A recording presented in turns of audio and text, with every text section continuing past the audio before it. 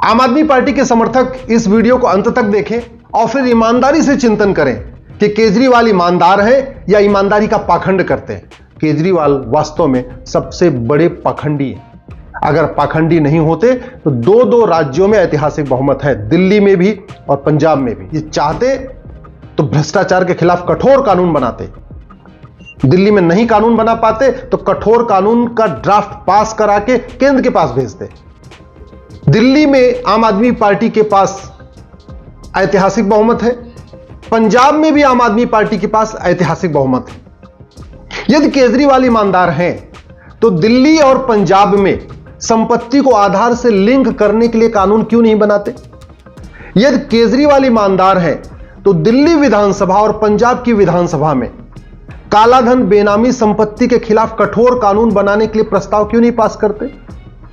भाई दो विधानसभाओं में सरकार है ना, पंजाब में भी आम आदमी पार्टी की सरकार है और दिल्ली में भी आम आदमी पार्टी की सरकार है। यदि केजरीवाल ईमानदार है तो घूसखोरी, जमाखोरी, मिलावटखोरी, कालाबाजारी, नशा तस्करी, मानव तस्करी, सोना तस्करी, इसके खिलाफ कठोर कानून बनाने के लिए दिल्ली विधानसभा और पंजाब की विधानसभा में प्रस्ताव पास करके केंद्र सरकार के पास क्यों नहीं भेजते? यदि केजरीवाल ईमानदार हैं तो आय से अधिक संपत्ति, बेनामी लेन देन, हवालाबाजी, कबूतरबाजी, कालाधन, इसके खिलाफ एक कठोर कानून के लिए प्रस्ताव क्यों नहीं पास करते? यदि वास्तव में केजरीवाल को देश की चिंता है, उनको लगता है सबको अच्छी शिक्षा मिले, तो दिल्ली और पंजाब में समान शिक्षा के लिए कानून क्यों नहीं बना देते कि भाई दिल्ली और पंजाब में गरीब का बच्चा हो या अमीर का हो, क्लर्क का बच्चा हो या कप्तान का बच्चा हो, मंत्री का हो या संतरी का बच्चा हो, सिलेबस एक समान होगा, सब एक किताब पढ़ेंगे, क्यों नहीं कर लेते? यदि वास्तव में केजरीवाल को लोगों के स्वास्थ्य की चिंता है तो दिल्ली में और पंजाब में प्राइमरी के सिलेबस में आचार्य चरक को क्यों नहीं पढ़ाते? आचार्य सुश्रुत को क्यों नहीं पढ़ाते? महर्षि पतंजलि के योग सूत्र को सिलेबस में क्यों नहीं कर देते? महर्षि सारंगधर को, महर्षि भाव प्रकाश को सिलेबस में क्यों नहीं डाल देते? भारतीय चिकित्सा को प्रमोट करने के लिए, योग प्राणायाम, आयुर्वेद को प्रमोट करने के लिए सिलेबस और करिकुलम में बदलाव क्यों नहीं करते? यदि वास्तव में केजरीवाल जी ईमानदार हैं तो कालाधन, बेनामी संपत्ति, आय से अधिक संपत्ति 100% जब्त करने और भ्रष्टाचारियों को आजीवन कारावास, फांसी के लिए कानून क्यों नहीं बनाते? यदि वास्तव में केजरीवाल ईमानदार है तो जैसे सिंगापुर में कानून है नशा तस्करों को फांसी देने का, वैसा कानून पंजाब की विधानसभा और दिल्ली की विधानसभा में प्रस्ताव क्यों नहीं लाते वैसा कानून बनाने के लिए? चलो भाई, पंजाब तो फुल फ्लेज राज्य है ना, वहां तो कानून भी बना सकते हैं। एक बार दिल्ली में बहाना चलेगा कि दिल्ली तो हमारा जो है पूर्ण राज्य नहीं, हम कानून नहीं बना सकते, लेकिन दिल्ली में विधानसभा में प्रस्ताव लाया जा सकता है, उस प्रस्ताव को पास कराया जा सकता है, उस प्रस्ताव को पास करा के केंद्र के पास भेजा जा सकता है। आज तक तीसरी बार मुख्यमंत्री उन्होंने कभी नहीं किया।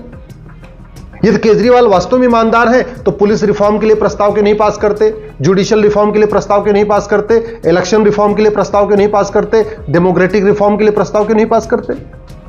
एजुकेशन रिफॉर्म के लिए प्रस्ताव क्यों नहीं पास करते?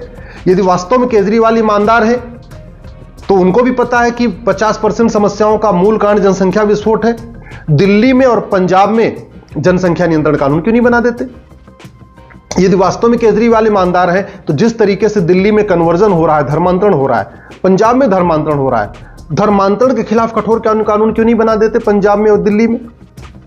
यदि केजरीवाल वास्तव में ईमानदार है तो दिल्ली और पंजाब में रोहिंग्या घुसपैठी और बांग्लादेशी घुसपैठी बहुत तेजी के साथ आ रहे हैं। दिल्ली में 10 लाख से ज्यादा घुसपैठिए रहते हैं, पंजाब में भी इस आंकड़ा और ज्यादा है। तो घुसपैठ नियंत्रण के खिलाफ कठोर कानून क्यों नहीं बनाते?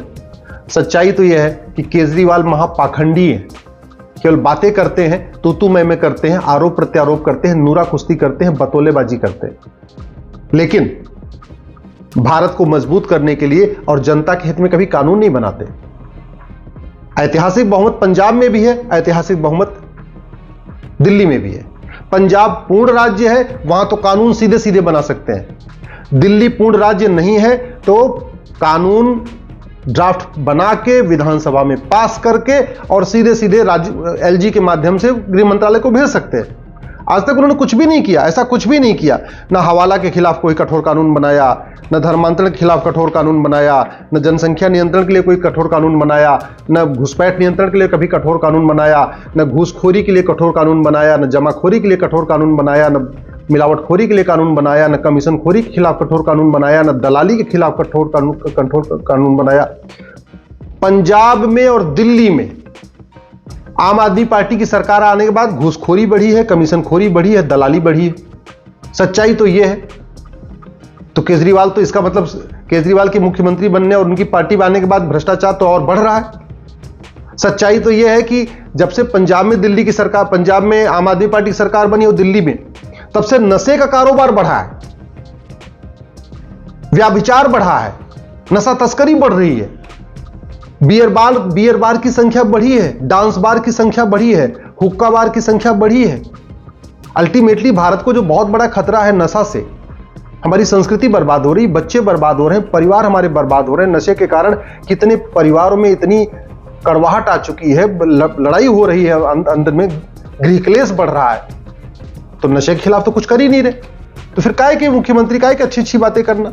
और जहां तक दो बातों की कहते हैं, हम अच्छी शिक्षा देते हैं और अच्छी चिकित्सा देते हैं, तो ये बताओ दिल्ली में ऐसा दिल्ली में आम आदमी पार्टी के कितने विधायकों के और पदाधिकारियों के बच्चे सरकारी स्कूल में पढ़ते हैं? अगर पंजाब में अच्छी शिक्षा हो गई है तो पंजाब में आम आदमी पार्टी की सरकार है, केजरीवाल बता दें कि पंजाब में कितने इनके विधायकों के, मंत्रियों के बच्चे गवर्नमेंट के स्कूल में पढ़ते हैं। अगर हॉस्पिटल अच्छा हो गया है तो केजरीवाल बताएं कि जो आम आदमी पार्टी के विधायक हैं, आम आदमी पार्टी के नेता हैं, इनके बच्चे दिल्ली के गवर्नमेंट हॉस्पिटल में इलाज क्यों नहीं कराते? आम आदमी पार्टी के जो विधायक मंत्री हैं, इनके बच्चे पंजाब में गवर्नमेंट हॉस्पिटल में इलाज क्यों नहीं कराते? सच्चाई तो यह है, कुछ भी नहीं बदला है, कोई इन्होंने किया नहीं, केवल इन्होंने बातें किया है। केजरीवाल वास्तव में सबसे बड़े पाखंडी हैं। अगर पाखंडी नहीं होते तो दो राज्यों में ऐतिहासिक बहुमत है, दिल्ली में भी और पंजाब में भी। ये चाहते तो भ्रष्टाचार के खिलाफ कठोर कानून बनाते, दिल्ली में नहीं कानून बना पाते तो कठोर कानून का ड्राफ्ट पास करा के केंद्र के पास भेजते। कालाधन के खिलाफ, हवाला के खिलाफ, जिहाद के खिलाफ, माओवाद के खिलाफ, नक्सलवाद के खिलाफ, घूसखोरी, जमाखोरी, मिलावटखोरी के खिलाफ, कालाबाजारी के खिलाफ, नशा तस्करी के खिलाफ, मानव तस्करी के खिलाफ, सोना तस्करी के खिलाफ प्रस्ताव तो पास कराने में किसने नहीं रोका। दिल्ली की विधानसभा में तो आए दिन विशेष सत्र बुलाया जाता है, 2 दिन का सत्र बुलाया जाएगा, 3 दिन का सत्र बुलाया जाता है, और सुबह से लेकर शाम तक केवल आरोप प्रत्यारोप होती है, गाली गलौज होती है, एक दूसरे के ऊपर आरोप लगाया जाता है। लेकिन दिल्ली विधानसभा से आज तक कोई ढंग का कानून का प्रस्ताव नहीं पास हुआ। दिल्ली की विधानसभा और पंजाब की विधानसभा में कहीं पुलिस रिफॉर्म पे चर्चा नहीं हुई। दिल्ली विधानसभा, पंजाब की विधानसभा में कोई जुडिशियल रिफॉर्म पे चर्चा नहीं हुई, इलेक्शन रिफॉर्म पे चर्चा नहीं हुई, एजुकेशन रिफॉर्म पे चर्चा नहीं हुई। दिल्ली विधानसभा और पंजाब की विधानसभा में कभी भी डेमोक्रेटिक रिफॉर्म पे चर्चा नहीं हुई, नशा तस्करी के ऊपर चर्चा नहीं हुई, मानव तस्करी के ऊपर चर्चा नहीं हुई। दिल्ली विधानसभा और पंजाब की विधानसभा में कभी भी कालाधन को जड़ से खत्म करने, हवाला को जड़ खत्म करने, भ्रष्टाचार को खत्म करने पे कभी चर्चा ही नहीं हुई। प्रस्ताव तो बहुत बाद की बातें हैं। इसलिए मैं आपसे निवेदन करता हूं, यदि आपको लगता है कि केजरीवाल ईमानदार है और आप आम आदमी पार्टी को समर्थक है, तो एक बार ये चिंतन जरूर करना कि भैया अगर वास्तव में ईमानदार है तो कानून क्यों नहीं बना रहा है? क्योंकि केवल लोकपाल बनाने से, लोकायुक्त बनाने से भ्रष्टाचार कम नहीं होगा। लोकपाल तो बन गया, आज तो 5 साल हो गए लोकपाल के बने हुए, और पूरे देश में लोकायुक्त भी बन गया। तो ये लोकपाल और लोकायुक्त का झुंझुना था, ये तो आपने देख लिया, आपके सामने आ चुका है कि लोकपाल और लोकायुक्त के बनने से टैक्स पेयर के ऊपर बर्डन बढ़ा है। लोकपाल अपॉइंट हो गया, पूरा वहां स्टाफ अपॉइंट हो गया, उसका वेतन भत्ता, गाड़ी बंगला। देश के सभी राज्यों में लोकायुक्त अपॉइंट हो गया तो लोकायुक्त का स्टाफ भी अपॉइंट हो गया, तो लोकायुक्त के स्टाफ के पूरा वेतन भत्ता, गाड़ी बंगला। अल्टीमेटली टैक्स पेयर के ऊपर बर्डन बढ़ गया लोकपाल बनाने से, लोकायुक्त बनाने से। लोकपाल लोकायुक्त इसलिए प्रभावी नहीं हो सकता क्योंकि कानून तो पुराने हैं, कानून तो बदले नहीं गए, और कानून बदलने की कोई लागत भी नहीं आती। लोकपाल बनाने की लागत है, लोकायुक्त बनाने की लागत है, कानून बदलने की कोई लागत नहीं है। तो जो लागत वाला काम था वो तो कर दिया, और जो काम मुफ्त में हो सकता है उसको नहीं किया। एक बार आप सोचना जरूर कि वास्तव में केजरीवाल ईमानदार हैं क्या?